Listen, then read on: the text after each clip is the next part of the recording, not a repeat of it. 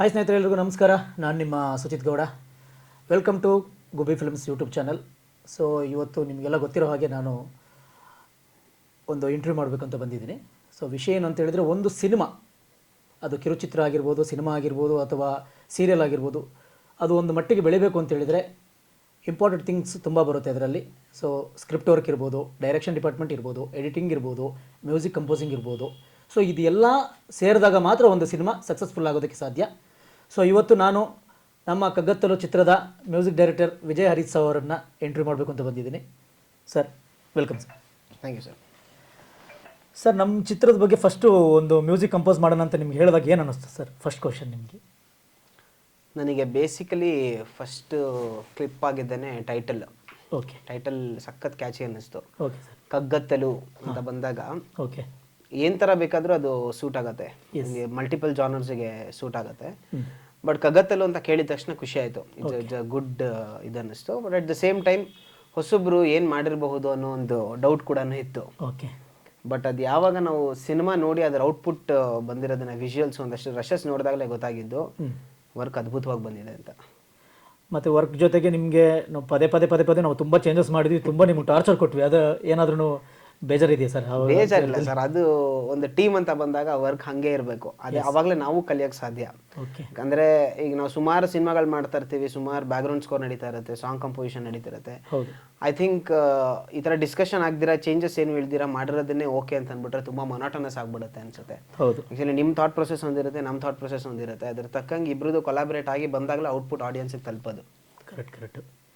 ಇದು ಬಂದ್ಬಿಟ್ಟು ನಮ್ದು ಬ್ಲ್ಯಾಕ್ ಥೀಮ್. ನಿಮ್ಗೆ ಗೊತ್ತಾಯ್ತು, ನಾವು ಫಸ್ಟಿಗೆ ಹೇಳಿದಾಗ ನೀವು ಅಂದ್ರಿ ಇಟ್ಸ್ ಎನ್ ಚಾಲೆಂಜಿಂಗ್, ತುಂಬ ಡಿಫ್ರೆಂಟಾಗಿ ಇದು ಕೊಡಬೇಕು ಅಂತೇಳಿ. ಬಟ್ ನಾವು ಎಲ್ಲೋ ಒಂದು ಮೈಂಡ್ ಸೆಟಲ್ಲಿ ತುಂಬ ಯೋಚನೆ ಮಾಡಿ ನೋಡಿದಾಗ, ಆ ಟ್ರೇಲರ್ ಕೂತ್ಕೊಂಡು ನೋಡಿದಾಗ ನಾನು ಫಸ್ಟ್ ಅಂದ್ಕೊಂಡೆ ಸರ್, ಇದು ಹೆಂಗಿರ್ಬೋದು, ಯಾವ ಥರ ಬರ್ಬೋದು, ಇವ್ರು ಏನು ವರ್ಕ್ ಮಾಡಿರ್ಬೋದು ಅಂತ. ಬಟ್ ಇಲ್ಲಿ ಕೂತ್ಕೊಂಡಾಗ ಮೈ ಜುಮ್ ಅಂದ್ಬಿಡ್ತು ಒಂಥರ. ಅಂದರೆ ಇಟ್ಸ್ ಎಕ್ಸ್ಟ್ರಾರ್ಡಿನರಿ. ನಾವು ಏನು ಅಂದ್ಕೊಂಡಿದ್ವಿ ಅದಕ್ಕಿಂತ ತುಂಬ ಚೆನ್ನಾಗಿ ಬಂತು. ಆ್ಯಂಡ್ ಆಡಿಯನ್ಸಿಂದನೂ ತುಂಬ ಚೆನ್ನಾಗಿ ರೆಸ್ಪಾನ್ಸ್ ಬಂತು. ಮ್ಯೂಸಿಕ್ ವಾಸ್ ಗುಡ್ ಅಂತೇಳಿ. ಸೊ ಆಡಿಯನ್ಸ್ ರೆಸ್ಪಾನ್ಸಿಗೆ ಏನಂತೀರ ಸರ್? Thank you. ನಾವು ಮಾಡಿರೋ ಕೆಲಸಕ್ಕೆ ರೆಸ್ಪಾನ್ಸ್ ಚೆನ್ನಾಗಿ ಬರ್ತಿದೆ ಅಂತ ಟೀಮಿಂದ, ಪ್ರೊಡಕ್ಷನ್ ಟೀಮಿಂದ, ಡೈರೆಕ್ಷನ್ ಟೀಮಿಂದ ಆ್ಯಂಡ್ ಮೋರ್ ಓವರ್ ಆಡಿಯನ್ಸ್ ಕಡೆಯಿಂದ ಬರ್ತಿದೆ ಅಂತ ಹೇಳಿದ್ರೆ ಅದಕ್ಕಿಂತ ದೊಡ್ಡ ವಿಷಯ ಏನೇನೂ ಇಲ್ಲ. ಇನ್ನೂ ಅದು ನಮಗೊಂದು ಇನ್ಸ್ಪಿರೇಷನ್, ಮೋಟಿವೇಶನ್ ಇನ್ನೂ ಚೆನ್ನಾಗಿ ಮಾಡೋದಕ್ಕೆ, ನೆಕ್ಸ್ಟ್ ಪ್ರಾಜೆಕ್ಟ್ಸ್ ಆಗಲಿ ಯಾವುದೇ ಆದ್ರೂ. ಆ್ಯಂಡ್ ನಾವು ಅಷ್ಟು ಚೆನ್ನಾಗಿ ಔಟ್ಪುಟ್ ಬರೋದಕ್ಕೆ ಡೆಫಿನೆಟ್ಲಿ ಟೀಮ್ ಸಪೋರ್ಟ್ ತುಂಬ ಇದೆ.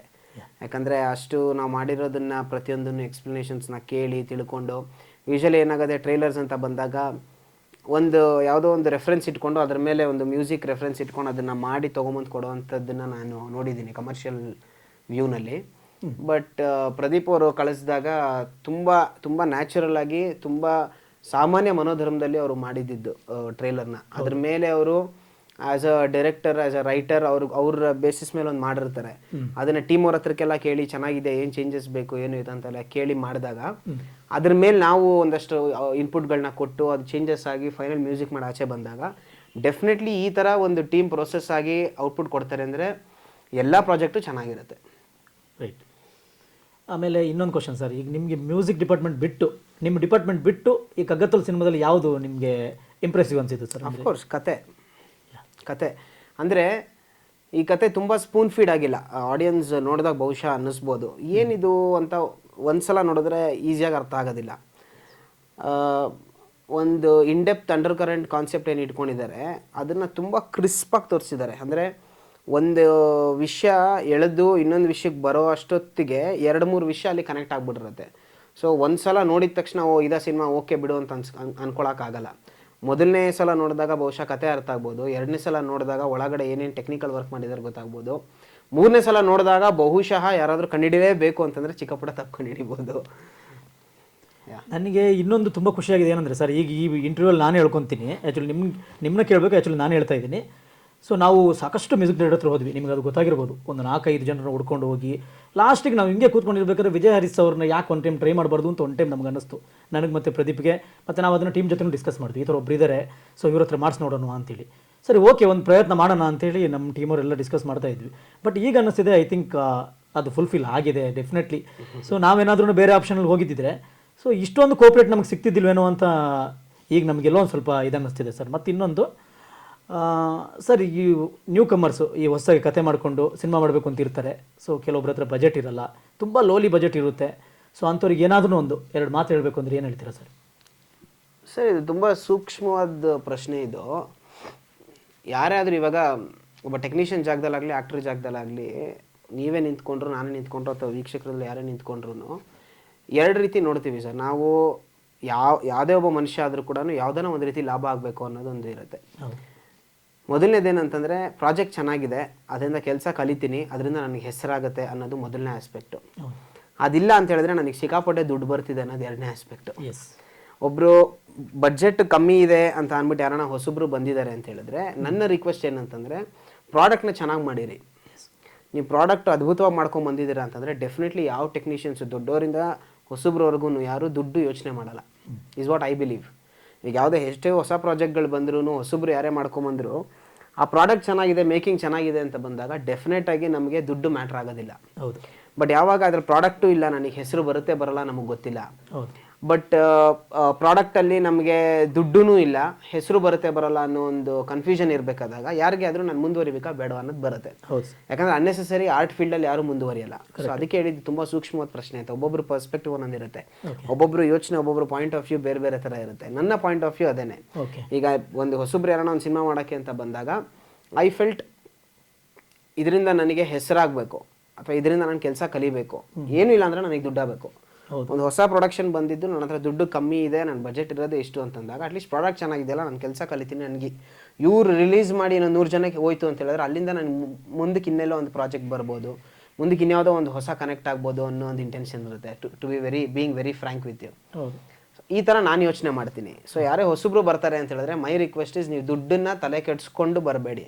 ಪ್ರಾಡಕ್ಟ್ನ ಸೂಪರಾಗಿ ಮಾಡ್ಕೊಂಬನ್ನಿ ಟೆಕ್ನಿಷಿಯನ್ಸ್ ಹತ್ರ, ಅಥವಾ ಟೆಕ್ನಿಷಿಯನ್ಸಿಗೆ ಪ್ರಾಡಕ್ಟ್ ಮಾಡಿಸ್ಬೇಕು ಅಂತಂದಾಗ ತುಂಬ ಕಾನ್ಫಿಡೆಂಟಾಗಿ ಹೋಗಿ ಡೆಫಿನೆಟಾಗಿ ಪ್ರತಿಯೊಬ್ಬ ಟೆಕ್ನಿಷಿಯನ್ನು ಅಥವಾ ಪ್ರತಿಯೊಬ್ಬ ಆ್ಯಕ್ಟರು ಸಪೋರ್ಟ್ ಮಾಡ್ತಾರೆ. ಇನ್ನೊಂದು ಫೈನಲ್ ಕ್ವಶನ್ ಕೇಳಬೇಕಿತ್ತು ನಿಮ್ಮ ಹತ್ರ. ಸರ್, ನಾನು ಸ್ಟಾರ್ಟಿಂಗ್ ನಿಮ್ಮ ಹತ್ರ ಹೇಳಿದೆ ಸರ್, ಈ ಥರ ಒಂದು ಸಿನಿಮಾ ಇದೆ, ಮ್ಯೂಸಿಕ್ ಮಾಡಿಕೊಡ್ಬೇಕು ಅಂತೇಳಿ. ಬಟ್ ತುಂಬ ಬಜೆಟ್ಲಿ ನನಗೆ ಹೇಳಿದ್ರಿ. ಸೊ ನಮ್ಗೆ ಇನ್ನೇನು ಮಾತಾಡೋದಕ್ಕೆ ಆಪ್ಷನ್ ಇದೆ, ಯಾಕಂದ್ರೆ ನಾವು ಬೇರೆ ಕಡೆ ಎಲ್ಲ ಕೇಳ್ಕೊಂಬಂದಾಗ ಸ್ವಲ್ಪ ಬಜೆಟು ತುಂಬ ಹೆವಿ ಇತ್ತು. ಬಟ್ ನೀವು ಅದು ಹೇಗೆ ಸಡನ್ನಾಗಿ ಒಂದು ಮಿನಿಮಮ್ ಬಜೆಟ್ ಕೊಟ್ರಿ ಅಂತ ನನಗೆ ಅರ್ಥ ಆಗಿಲ್ಲ ಸರ್. ಅದೇನಂದರೆ ನಮ್ಮ ಸಿಚುವೇಶನ್ ನಿಮಗೆ ಮುಂಚೆನೇ ಏನಾದರೂ ಗೊತ್ತಿತ್ತಾ, ಅಥವಾ ಈ ಥರ ಒಂದು ಹೊಸೊಬ್ರಿಗೆ ಒಂದು ಅವಕಾಶ ಸಿಗಲಿ ಅನ್ನೋ ಒಂದು ಇಂಡಿಕೇಶನ್ ಯಾವ ಥರ ಸರ್, ಅದು ಹೇಗೆ ಅಂತ? ಸರ್, ಅದೇ ನೆಗೆಟಿವ್ ಪ್ರಮೋಟ್ ಆಗಬಾರ್ದು, ಆಮೇಲೆ ಎಲ್ರಿಗೂ ಕಮ್ಮಿ ಮಾಡ್ಕೊಡ್ತೇನೆ. ಇಲ್ಲ ಇಲ್ಲ ಇಲ್ಲ, ನಾಟ್ ಬಜೆಟ್. ನಾನು ಎಲ್ಲೂ ಇಂಟ್ರೋಲ್ ಬಾಯ್ಬಿಡೋದು ಬೇಡ, ಅಷ್ಟೇ ಜೋಕ್. ಬಟ್ ಮಾಡ್ಕೊಟ್ಟಿರಲಿ, ಇಂಟರ್ವ್ಯೂಲಿ ಇರಲಿ. ಇದು ಏನಂದರೆ ಅದೇ ನಾನು ಹೇಳ್ದಂಗೆ ಸರ್, ಇದರಲ್ಲಿ ಒಂದು ಕತೆ ಮಾತಾಡಿದಾಗ ಆಗಿರ್ಬೋದು. ಆಮೇಲೆ ಸರ್, ಈಗ ನೀವೊಂದು ಶಾರ್ಟ್ ಮೂವಿ ಮಾಡ್ತಿದ್ದೀರಾ, ನಾವು ಯಾವುದೇ ಒಂದು ಸಿನಿಮಾ ಮಾಡ್ತೀವಿ ಅಂತಂದಾಗ, ಅದು ಯಾವುದೇ ಒಂದು ಪ್ರಾಜೆಕ್ಟ್ ವರ್ಕ್ ಮಾಡ್ತೀವಿ ಅಂತಂದಾಗ return of investment, commercially speaking return of investment ಯೋಚನೆ ಮಾಡಬೇಕು. ಹೌದು. ಈಗ ನೀವೊಂದು ಶಾರ್ಟ್ ಮೂವಿ ಮಾಡ್ತೀರಾ ಅಥವಾ ಒಂದು ಆಲ್ಬಮ್ ಮಾಡ್ತೀರಾ ಅಂತಂದಾಗ ಎಕ್ಸಾರ್ಬಿಡೆಂಟಾಗಿ ನಾನು ಚಾರ್ಜ್ ಮಾಡ್ತೀನಿ, ಅಥವಾ ಯಾರೇ ಒಬ್ಬ ಟೆಕ್ನಿಷಿಯನ್, ಆಕ್ಟರ್ಸ್ ಎಕ್ಸಾರ್ಬಿಡೆಂಟ್ ಚಾರ್ಜ್ ಮಾಡ್ತಾರೆ ಅಂದರೆ ಅದರಿಂದ ರಿಟರ್ನ್ ಇದೆ ಅಂತ ಅಂದಾಗ, ಇವಾಗ ಸ್ಟಾರ್ ಫಿಲ್ಮ್ಸ್ ಇರುತ್ತೆ, ಸ್ಟಾರ್ ಫಿಲ್ಮ್ಸ್ಗೆ ಅವ್ರ ರೆಮ್ಯುನರೇಷನ್ ಇಷ್ಟು ಕೋಟಿ ಇರುತ್ತೆ, ಇಷ್ಟು ಇದಿರುತ್ತೆ. ಏನಕ್ಕೆ ಅಂತಂದರೆ ಅವ್ರದ್ದು ಬ್ರ್ಯಾಂಡ್ ವ್ಯಾಲ್ಯೂ ಅಷ್ಟಿರುತ್ತೆ. ಇವಾಗ ನಾನು ನಿಮ್ಮ ಸಿನಿಮಾಗೆ ಮ್ಯೂಸಿಕ್ ಮಾಡಿದ್ದೀನಿ ಅಂತಂದಾಗ, ನಾನು ನಿಮಗೆ ಒಂದು ಶಾರ್ಟ್ ಮೂವಿ, ಒಂದು 8 ನಿಮಿಷ ಶಾರ್ಟ್ ಮೂವಿ ಇದೆಯಪ್ಪ, ನನಗೊಂದು 4 ಲಕ್ಷ ರೂಪಾಯಿ ಕೊಡಿ ಅಂತ ಕೇಳ್ತೀನಿ ಅಂತಂದರೆ, ನನ್ನಿಂದ ನಿಮ್ಗೆ 4 ಲಕ್ಷ ರೂಪಾಯಿ ರಿಟರ್ನ್ ಇದೆ ಅಂತ ಹೇಳಿದ್ರೆ ನಾನು ಹೇಳ್ತೀನಿ. ನಿಜ ನಿಜ ಸರ್, ಅಲ್ವಾ? ಸೊ ನಮ್ಮ ಬ್ರ್ಯಾಂಡ್ ವ್ಯಾಲ್ಯೂ ಕಮರ್ಷಿಯಲಿ ನಾನು ಎಷ್ಟೇ ಚೆನ್ನಾಗಿ ಮಾಡ್ಬೋದು, ನಮ್ಮ ಬ್ರ್ಯಾಂಡ್ ವ್ಯಾಲ್ಯೂ ಕಮರ್ಷಿಯಲಿ ಎಷ್ಟಿದೆ ಅದ್ರ ತಕ್ಕಂಗೆ ನಾವು ಒಬ್ಬ ಟೀಮ್ಗೆ ಹೇಳಬೇಕು. ಎಸ್ಪೆಷಲಿ ಹೊಸ ಟೀಮ್ ಬಂದಾಗ ನಾವು ಯಾವುದೇ ಕಾರಣಕ್ಕೂ ಡಿನೈ ಮಾಡೋಕ್ಕೆ ಹೋಗಬಾರ್ದು.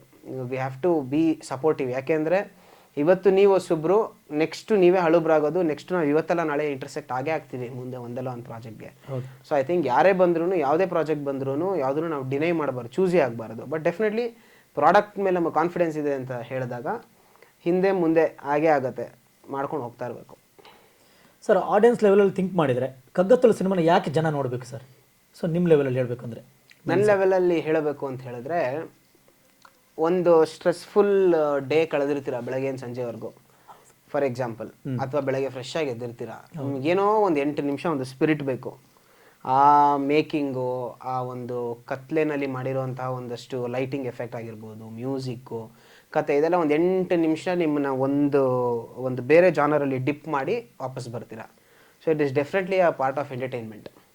ಇದರಿಂದ ನೀವು ಕಲ್ತ್ಬಿಡ್ತೀವಿ, ನಾವೇನೋ ಮಾರಲಿ ಏನೋ ಬಂದ್ಬಿಡೋದು, ಅದೆಲ್ಲದಕ್ಕಿಂತ 8 ನಿಮಿಷ ಒಬ್ಬ ಮನುಷ್ಯ ಆರಾಮಾಗಿ ಎಂಟರ್ಟೈನ್ ಆಗಿ ಆರಾಮಾಗಿ ಒಂದು ಬೇರೆ ಕೆಲಸ ಹೋಗ್ಬೋದು. ಯಾಕಂದರೆ 8 ನಿಮಿಷ ನಾವು ಪವರ್ ನ್ಯಾಪ್ ಮಾಡಿದ್ರೇ ಎಷ್ಟೋ ಹಾಯ್ ಅನ್ಸುತ್ತೆ ನಮಗೆ. ಅಂಥ ಇದರಲ್ಲಿ ನಾವು 8 ನಿಮಿಷ ಒಂದು ಒಳ್ಳೆ ಸಿನಿಮಾ ನೋಡಿ ನಾವು ಏನೋ ನ್ಯಾಪ್ ಆಗ್ತೀವಿ ಅಂತ ಹೇಳಿದ್ರೆ it is a very good thing. ಹಂಗೆ ಯೋಚನೆ ಮಾಡ್ತೀನಿ ನಾನು.